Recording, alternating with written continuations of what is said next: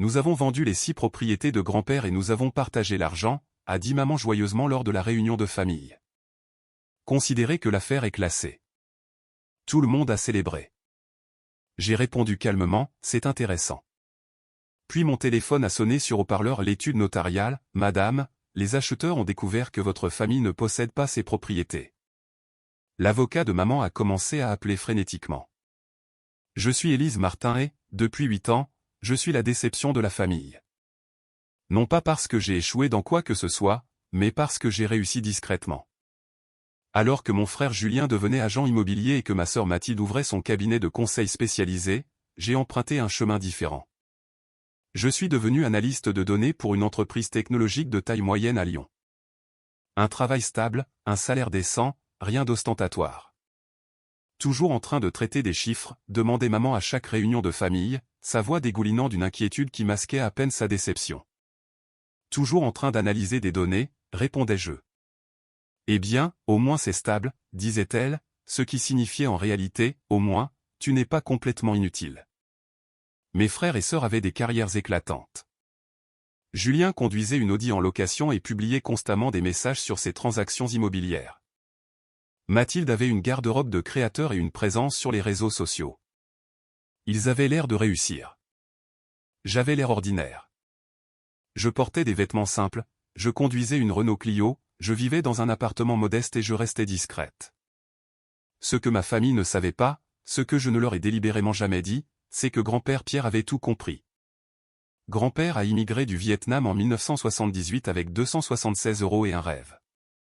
Il a bâti un petit empire, 6 propriétés locatives à Nice, dans les Alpes-Maritimes. Rien d'immense, juste de l'immobilier solide prenant de la valeur dans de bons quartiers. Il les a gérés lui-même jusqu'à l'âge de 85 ans. J'étais la seule petite fille qui lui rendait visite régulièrement. Pas pour l'argent, pas pour des perspectives d'héritage, simplement parce que j'appréciais sincèrement sa compagnie. Nous nous asseyions sur son porche en buvant du thé au jasmin, en parlant de tout. Il racontait des histoires sur la création de son entreprise. Je lui parlais de mon travail, de ma vie, de mes objectifs discrets. Ton frère, il parle trop, a dit grand-père une fois. Ta sœur, elle dépense avant de gagner. Mais toi, tu écoutes, tu économises. Tu penses sur le long terme. Je suis juste ennuyeuse, ai-je plaisanté. Non, a-t-il dit sérieusement. Tu es intelligente. La meilleure sorte d'intelligence, celle que personne ne voit venir. En 2020, alors que grand-père avait 92 ans et que sa santé déclinait, il m'a appelé chez lui. Je veux que tu aies les propriétés, a-t-il dit en faisant glisser des papiers sur la table de sa cuisine. J'ai regardé les actes de donation. Les 6 propriétés. Mon nom figurait comme la nouvelle propriétaire. Grand-père, je ne peux pas accepter. Tu le feras. Sa main était ferme sur la mienne. Ta famille se battra pour cela quand je ne serai plus là. Ils s'entre-déchireront. Mais toi, tu feras ce qui est juste. Tu préserveras ce que j'ai bâti. Qu'en est-il de maman? De Julien, de Mathilde? Ta mère m'a aidé pendant 2 ans, puis elle a été occupée par sa propre vie. Julien a demandé à gérer les propriétés 3 fois. J'ai dit non à chaque fois parce que j'ai vérifié ses finances. Mathilde ne m'a pas rendu visite depuis 4 ans. Il a serré ma main. Mais toi, tu es venu chaque dimanche. Tu n'as jamais rien demandé. Tu étais simplement là. Les actes étaient datés du 15 octobre 2020. Notarié. Enregistré auprès de la conservation des hypothèques. Légaux et irrévocables. Ne leur dis pas encore, a conseillé grand-père. Laisse-les d'abord te montrer qui ils sont. Il est décédé paisiblement en mars 2021, entouré par une famille qui s'est soudainement souvenu qu'il existait. Pendant 3 ans, je suis restée silencieuse. Les propriétés étaient à mon nom, mais j'ai engagé une société de gestion pour tout gérer. Les locataires payaient le loyer. Les propriétés prenaient de la valeur. Je percevais les revenus discrètement tout en continuant mon travail d'analyste. Julien supposait qu'il hériterait de tout. Il disait aux gens, lors de la fête d'anniversaire de papa, qu'il se préparait à reprendre le portefeuille immobilier de grand-père. Mathilde publiait sur les réseaux sociaux des messages sur l'honneur de l'héritage familial à travers le patrimoine immobilier. Maman parlait constamment du moment où nous réglerons la succession de grand-père, comme si c'était encore en attente. Je ne les ai jamais corrigés. J'ai regardé, j'ai écouté, j'ai pris des notes. À la Toussaint 2022, Julien a mentionné qu'il avait déjà trouvé des acheteurs pour le moment où les propriétés seraient transférées. Ne penses-tu pas que nous devrions attendre que ce soit officiel, ai-je demandé prudemment. C'est pratiquement officiel, a dit Julien d'un ton dédaigneux.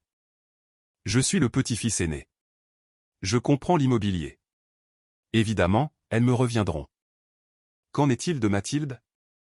Mathilde pourra avoir une partie des bénéfices, a-t-il dit généreusement, comme s'il lui faisait une faveur. Et moi? Il a ri. Élise, allons donc. Que ferais-tu avec des propriétés locatives? Tu peux à peine gérer ton propre appartement. Je n'ai rien dit. À Noël 2023, maman nous a tous réunis. J'ai réfléchi, a-t-elle annoncé. La succession de grand-père est en suspens depuis trop longtemps. Je vais demander au notaire de tout distribuer. Julien recevra 4 propriétés plus qu'il est dans l'immobilier. Mathilde en recevra une. J'en garderai une. Élise, elle s'est interrompue. Élise, tu recevras 46 000 € sur les bénéfices. C'est juste, n'est-ce pas? Totalement juste, a immédiatement accepté Julien. Très généreux, a ajouté Mathilde. J'ai souri poliment. Si c'est ce que vous avez décidé. Bien, a dit maman, soulagée. Je suis contente que tu sois raisonnable à ce sujet. J'aurais pu leur dire à ce moment-là.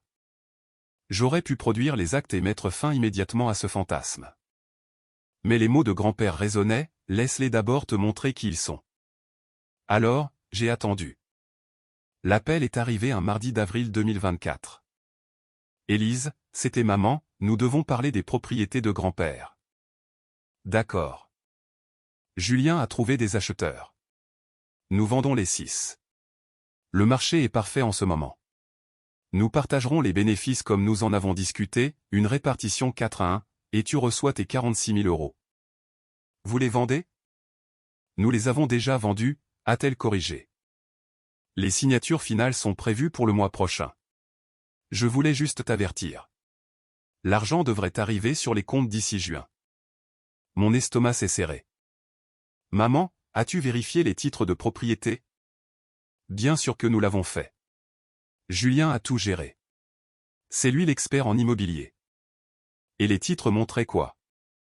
Ils montraient ce qu'ils montrent toujours, les propriétés de grand-père. Son nom figurait encore sur certains documents, mais c'est normal pour les successions. Le notaire de Julien a géré la paperasse. J'ai fermé les yeux. Ils l'avaient vraiment fait. Ils avaient forgé des documents ou fait de fausses déclarations de propriété pour vendre des biens qu'ils ne possédaient pas.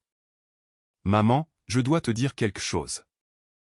Élise, s'il te plaît, ne rends pas les choses difficiles.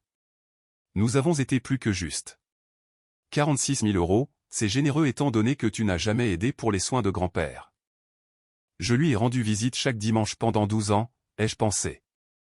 Mais j'ai dit, quand a lieu la réunion de famille? Samedi. Pourquoi? Je serai là. J'avais 4 jours pour me préparer. Mercredi matin, j'ai appelé mon avocat, Maître Marc Legrand. Maître Legrand, ma famille vient de vendre 6 propriétés dont je suis légalement propriétaire. Les signatures sont prévues pour le mois prochain. Silence. Puis, ils ont vendu des propriétés sans votre autorisation? Apparemment, Julien a falsifié ou dénaturé les documents de propriété. Les acheteurs pensent qu'ils achètent auprès de la succession de grand-père. Élise, c'est une fraude immobilière grave. C'est de l'escroquerie pure et simple. Je sais. Que dois-je faire? Premièrement, nous envoyons un avis immédiat à toutes les études notariales concernées. Deuxièmement, nous contactons les acheteurs directement. Troisièmement, nous nous préparons à d'éventuelles poursuites judiciaires contre votre famille. Cela va être très difficile. Je comprends. Et Élise, votre famille pourrait faire l'objet de poursuites pénales. Êtes-vous préparé à cela? J'ai pensé au rire dédaigneux de Julien, aux publications prétentieuses de Mathilde, à l'effacement de mon existence par maman. Oui, ai-je dit. Je suis préparé. Jeudi, Maître Legrand a envoyé des lettres officielles aux études notariales. Veuillez noter que Mademoiselle Élise Martin est la propriétaire légale des propriétés suivantes depuis octobre 2020. Toute vente effectuée sans son autorisation est frauduleuse et nulle. Vendredi, j'ai reçu des copies des compromis de vente. Julien avait signé en tant que représentant de la succession malgré l'absence de toute autorité légale. Il avait présenté ce qui semblait être des documents de succession, probablement fabriqués. Les 6 propriétés valaient environ 2 116 000 € au total. Julien avait négocié des ventes totalisant 2 576 000 €. Il avait prévu d'empocher un bénéfice occulte de 460 000 € sur des propriétés qu'il ne possédait pas. Samedi matin, je me suis rendu à la réunion de famille avec un dossier de documents. La réunion avait lieu chez maman, une belle propriété qu'elle avait achetée avec l'argent de l'assurance vie de papa après son décès en 2019. 43 membres de la famille remplissaient le jardin. Oncle, tante, cousins, amis et tout le monde était joyeux. Je suis arrivé discrètement, vêtu d'un jean et d'un chemisier simple. Ma Renault Clio semblait déplacée parmi les véhicules de luxe qui bordaient la rue. Élise. Tante Suzanne m'a repéré la première. J'ai entendu dire que tu recevais 46 000 € de la succession de grand-père. C'est merveilleux. Nous verrons, ai-je dit de manière neutre. Julien tenait salon près du barbecue, un verre à la main, expliquant les valeurs immobilières à un public captivé. Mathilde montrait son nouveau sac Louis Vuitton à ses cousines. Maman était à l'intérieur, disposant de la nourriture sur la table de la salle à manger. J'ai attendu. À 13h47, maman a fait teinter son verre pour attirer l'attention. Tout le monde, j'ai une annonce à faire. Le jardin s'est tu. Comme vous le savez tous, la succession de mon père a été en cours. Eh bien, je suis heureuse d'annoncer que Julien a vendu avec succès les 6 propriétés. Les signatures finales ont lieu le mois prochain. Nous réglons enfin tout. Des applaudissements ont éclaté. Julien a travaillé si dur pour cela, a continué maman. Le marché était parfait. Nous avons obtenu d'excellents prix et nous gardons tout dans la famille. Julien reçoit la valeur de 4 propriétés, Mathilde en reçoit une, Jean reçoit une, et Élise reçoit un règlement généreux en espèces. Nouveaux applaudissements. Julien a levé son verre à la famille et au respect de l'héritage de grand-père. Tout le monde a acclamé. Je me tenais près de l'arrière, tenant mon dossier. Élise, n'es-tu pas excitée, a demandé tante Madeleine. 46 000 €, c'est incroyable. J'ai répondu calmement, c'est intéressant. Maman m'a repéré. Élise, viens ici, chérie. Julien veut expliquer le calendrier. Je me suis avancé lentement. Julien a souri. Alors, les signatures finales ont lieu du 15 au 22 mai. 6 acheteurs différents, toutes des offres fermes. Des transactions propres. Maman distribuera les fonds d'ici début juin. Élise, tes 46 000 € devraient. Mon téléphone a sonné bruyamment sur haut-parleur. J'ai répondu. Bonjour, mademoiselle Martin. Une voix inconnue a rempli le silence soudain. Ici madame Catherine Morel de l'étude notariale de la Riviera. Nous avons un grave problème avec la vente de la propriété située au numéro 4382, rue des Glycines. Tout le monde a fixé mon téléphone. Quel genre de problème, ai-je demandé, la voix ferme. L'avocat de l'acheteur a effectué une vérification ce matin. La propriété n'appartient pas à la succession. Elle vous appartient personnellement. Cela est le cas depuis octobre 2020. Les vendeurs, elle a marqué une pause, les vendeurs ont fait de fausses déclarations sur la propriété. Nous interrompons immédiatement la procédure et nous en informons le procureur. Le jardin était devenu complètement silencieux. Je vois, ai-je dit calmement. Et les 5 autres propriétés? Nous avons été contactés par 5 autres confrères au cours de la dernière heure. Les 6 ventes sont interrompues. Mademoiselle Martin, les acheteurs menacent d'engager des poursuites. Ils ont déjà investi dans des frais d'expertise et de dossiers basés sur des représentations frauduleuses.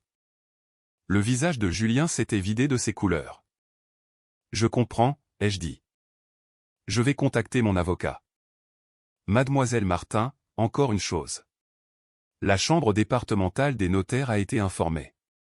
Ils ouvrent une enquête sur le prétendu représentant de la succession qui a signé les documents. J'ai regardé directement Julien. Ce serait mon frère. La voix de Catherine Morel était sinistre. Alors votre frère risque des poursuites pénales pour faux, usage de faux et escroquerie. J'ai raccroché. Pendant 5 secondes, personne n'a bougé. Puis le téléphone de maman a sonné. Elle a répondu en tremblant. Allô? Madame Martin, ici maître David Simon, votre avocat. Nous avons un problème majeur. Les notaires invoquent une fraude. Ils disent que les propriétés de votre père ne faisaient pas partie de sa succession. Ils disent. Sa voix est montée d'un ton, ils disent que votre fille en est propriétaire depuis 2020. Étiez-vous au courant de cela? Les yeux de maman ont cherché les miens à travers le jardin. Quoi? J'ai ouvert mon dossier. Calmement, j'ai sorti 6 actes de donation officiels. Grand-père m'a transféré les 6 propriétés le 15 octobre 2020, ai-je dit clairement, ma voix portant à travers le jardin silencieux. Elles sont légalement à moi depuis 3 ans et demi. Julien a retrouvé la parole. C'est impossible. Nous avons vérifié. Vous avez vérifié ce que vous vouliez voir, ai-je interrompu. Le service de la publicité foncière indique mon nom comme propriétaire depuis 2020. Vous avez vendu des propriétés que vous ne possédiez pas. C'est une escroquerie. Mathilde a écarquillé les yeux. Tu en es la propriétaire pendant tout ce temps? Oui. Et tu n'as jamais rien dit. Je l'ai regardé fixement. Grand-père m'a dit d'attendre, de vous laisser me montrer qui vous étiez vraiment. J'ai marqué une pause. Vous me l'avez montré. L'avocat de maman parlait toujours au téléphone. Maman a raccroché, le visage pâle.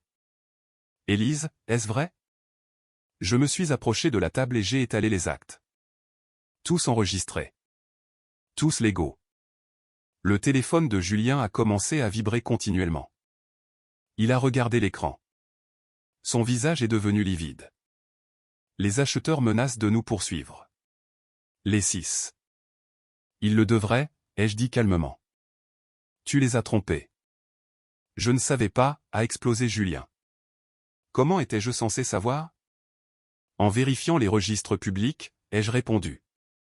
Comme tout agent immobilier compétent le ferait. Tante Suzanne a pris la parole avec hésitation. Élise, si tu possèdes les propriétés, pourquoi n'as-tu pas simplement prévenu tout le monde? J'ai regardé autour du jardin cette famille qui m'avait méprisé pendant des années. Parce que grand-père avait raison, ai-je dit doucement. Il m'a dit que vous me montreriez qui vous étiez vraiment si je vous en donnais l'occasion. J'ai regardé maman. Tu as essayé de vendre mes propriétés et de me donner 46 000 € comme un règlement généreux. L'avocat de maman a rappelé. Elle a répondu sur haut-parleur. Madame Martin, c'est pire que ce que nous pensions. Si le procureur s'en mêle, votre fils pourrait faire l'objet de poursuites pénales et perdre sa carte professionnelle.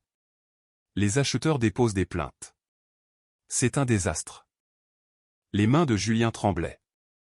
Je ne savais pas, Élise. Je te jure que je ne savais pas. Tu n'as pas vérifié, ai-je corrigé. Tu as supposé que grand-père te laisserait tout parce que tu es l'aîné. Tu as supposé que je ne comptais pas. La voix de Mathilde était faible. Que se passe-t-il maintenant? J'ai regardé mes 3 membres de famille, maman qui avait planifié la vente, Julien qui l'avait exécutée, Mathilde qui en avait accepté sa part. Maintenant, ai-je dit, maintenant les acheteurs vous poursuivent pour leurs pertes, frais de dossier, frais juridiques, préjudice moral. Vous faites face à environ 73 600 € de dommages et intérêts par acheteur, multipliés par 6. Julien a fait le calcul rapidement. C'est 441 600 €. Approximativement. Je n'ai pas cette somme. Alors vous serez acculé à la faillite par les litiges. Maman a retrouvé sa voix. Élise, nous pouvons sûrement arranger cela. Nous sommes une famille. J'ai souri tristement. Tu as raison. Nous sommes une famille. C'est pourquoi je ne dépose pas de plainte pénale personnellement. Le soulagement a inondé son visage. Cependant, ai-je continué, la justice n'a pas besoin de mon accord. Les acheteurs non plus. Le procureur de la République poursuit les fraudes de ce type d'office. Le soulagement a disparu. Julien pourrait aller en prison, a chuchoté maman. Oui. L'escroquerie et le faux sont lourdement sanctionnés. Plusieurs années de prison. Perte permanente de la carte d'agent immobilier. Et cela, c'est avant les poursuites civiles. Julien s'est effondré sur une chaise de jardin. Cela ne peut pas arriver. Je l'ai regardé fixement. Tu t'es moqué de moi. À la Toussaint 2022, tu as ri quand j'ai demandé, et moi. Tu as dit que je pouvais à peine gérer mon propre appartement. J'ai marqué une pause. J'ai géré 6 propriétés locatives pendant 3 ans et demi. J'ai collecté 319 240 € de loyer. J'ai maintenu un taux d'occupation parfait. J'ai augmenté la valeur du patrimoine de 386 400 € au total. Je me suis penché en avant. Je me suis très bien débrouillé. Tante Madeleine a parlé doucement. Élise, que veux-tu? Je veux ce que grand-père voulait, ai-je dit enfin. Je veux que ses propriétés soient préservées et bien gérées. Je veux que son héritage soit respecté. Je les ai regardés chacun leur tour. Et je veux que vous compreniez que mépriser quelqu'un ne le rend pas invisible. Cela vous rend simplement aveugle. La réunion s'est terminée rapidement. Les parents sont partis dans un silence gêné. Maman m'a prise à part avant que je ne parte. Élise, s'il te plaît. Nous pouvons arranger cela. Je parlerai aux acheteurs. Maman, ce n'est pas un malentendu. Julien a produit des faux. Il a mené des transactions frauduleuses. C'est une escroquerie organisée. C'est ton frère. C'est un délinquant. Le mot est resté suspendu. Maman, il a essayé de voler 2 576 000 € de patrimoine. S'il avait fait cela à des inconnus, tu voudrais qu'il soit puni. Ses yeux se sont remplis de larmes. Et la famille? Et la famille qui m'a exclu? La famille qui m'a donné des miettes? La famille qui ne m'a jamais demandé une seule fois si j'avais besoin d'aide? Elle n'avait pas de réponse. Justine s'est approchée, sa confiance anéantie. Élise, je vais arranger cela. Julien, arrête. Je l'ai regardé directement. Tu ne peux pas arranger cela. Tu as commis un crime. La seule chose que tu puisses faire maintenant est d'engager un très bon avocat pénaliste et d'espérer la clémence du juge. Tu pourrais demander qu'ils ne me poursuivent pas. Je ne leur demande rien. Ma voix était ferme. Tu dois faire face aux conséquences de tes choix. Michel a pris la parole. Élise, je ne savais pas. J'ai juste accepté ce que maman disait. Je l'ai regardé. Tu ne savais pas parce que tu n'as pas posé de questions. Aucun de vous n'a posé de questions. Vous avez simplement supposé. Qu'est-ce qui va m'arriver? À toi. Probablement rien sur le plan pénal. Mais les acheteurs pourraient inclure dans les poursuites civiles puisque tu allais bénéficier de l'escroquerie. Son visage a pâli. Je pourrais être poursuivi. Oui. Pour quel montant? Le montant que les avocats décideront de réclamer. Elle avait l'air d'être sur le point de pleurer. Je n'ai rien ressenti. C'étaient les membres de ma famille. J'avais grandi avec eux, partagé toute une vie de souvenirs, et ils avaient essayé de me dépouiller. J'ai quitté la réunion. À 17 h, j'ai reçu des courriels des avocats des acheteurs. Chacun indiquait son intention de réclamer l'intégralité des dommages. À 19 h, Maître Legrand m'a appelé. Le procureur accélère l'enquête. Ils prennent l'escroquerie au sérieux. Élise, la carrière de Julien est terminée. Sa carte professionnelle sera révoquée. Je comprends. Comment te sens-tu? J'ai l'impression, ai-je dit lentement, que grand-père savait exactement ce qu'il faisait. Au cours des 6 semaines suivantes, les conséquences se sont enchaînées. Semaine 1, les 6 acheteurs se sont officiellement retirés. Leurs avocats ont envoyé des demandes de dommages totalisant 448 000 €. Semaine 2, la préfecture a suspendu la carte professionnelle de Julien. Ses clients actuels ont rompu leur contrat. Semaine 3, les premières plaintes ont été déposées. Julien a engagé un avocat avec une avance de 13 800 €. Semaine 4, maman a engagé un avocat civil pour la famille. Le conseil, payez vite avant que la facture ne s'alourdisse. Semaine 5, le cabinet de Mathilde a perdu ses principaux clients à cause du scandale. Semaine 6, une instruction judiciaire a été ouverte pour escroquerie aggravée. À travers tout cela, j'ai continué à gérer les propriétés et mon travail d'analyste. Un mercredi de juin, maman a appelé. Élise, nous payons les acheteurs. Julien vend son appartement pour couvrir sa part. Je prends un prêt hypothécaire. Mathilde liquide son épargne. Sa voix était épuisée. Nous rembourserons tout. C'est bien. Le procureur offre à Julien un accord, du sursis au lieu de la prison s'il rend sa carte d'agent définitivement et paie les amendes. Est-ce qu'il l'accepte? Oui. Elle a marqué une pause. Élise, je suis désolé. J'ai attendu. Je suis désolé que nous t'ayons méprisé. Je suis désolé que nous ayons cru que tu n'avais pas d'importance. Pourquoi? Pourquoi avez-vous supposé que je n'avais pas d'importance? Elle est restée silencieuse. Parce que tu étais discrète. Tu ne te vantais pas. Tu existais simplement de manière paisible. Et j'ai confondu cela avec l'échec. Pas grand-père. Non, a-t-elle convenu doucement. Il a vu ce que nous avons manqué. Il m'a dit d'attendre, ai-je dit. De vous laisser me montrer qui vous étiez vraiment. Et nous t'avons montré que nous étions cupides. Je n'ai pas dit le contraire. Pouvons-nous un jour arranger cela, a demandé maman. Je ne sais pas, ai-je répondu honnêtement. Vous avez essayé de me voler plus de 2 millions d'euros. Vous avez méprisé mon existence. Ce n'est pas quelque chose que l'on répare avec des excuses. Que faudrait-il? Du temps, ai-je dit. Des années de temps. Des années à me montrer que vous avez réellement changé. Et honnêtement, maman, je ne suis pas sûr de vouloir attendre. Elle s'est mise à pleurer. Tu nous coupes les ponts. Je me protège, ai-je corrigé. J'ai mis fin à l'appel. 18 mois plus tard, je gère toujours les 6 propriétés. Elles valent maintenant environ 2 852 000 euros. J'ai engagé une excellente société de gestion. J'ai tout entretenu selon les normes de grand-père. Je travaille toujours comme analyste. Je conduis toujours ma Renault Clio. Je vis toujours modestement. Mais maintenant, j'ai aussi un patrimoine qui génère 16 560 euros de revenus locatifs mensuels. J'ai une sécurité financière que ma famille n'aurait jamais imaginée. Julien a perdu sa carte d'agent définitivement. Il travaille maintenant dans une concession, vendant des voitures d'occasion.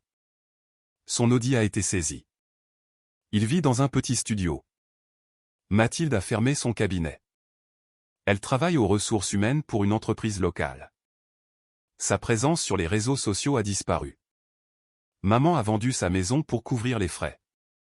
Elle vit dans un petit appartement. Nous parlons occasionnellement, mais la relation est brisée. J'ai reçu une lettre de tante Madeleine il y a 6 mois. Élise, j'ai toujours su que tu étais spéciale. Ton grand-père l'avait vu aussi. Je suis désolé que la famille t'ait traité comme une invisible. Tu ne l'as jamais été. J'espère que tu es heureuse. Il a choisi judicieusement. Je garde cette lettre dans mon bureau, à côté d'une photo de grand-père et de moi en train de boire du thé au jasmin. Sur la photo, il sourit. Je ris. Nous nous comprenions parfaitement. Tu avais raison, grand-père, dis-je parfois à la photo. Tu m'as dit d'attendre. Je marque une pause. Ils m'ont montré exactement qui ils étaient.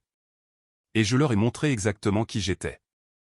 Pas l'échec de la famille, simplement Élise Martin, propriétaire, héritière choisie, celle qui a tout mérité à travers des conversations et du thé au jasmin. Celle qui a gagné parce qu'elle n'a jamais eu besoin d'annoncer son succès. Je le possédais simplement, littéralement.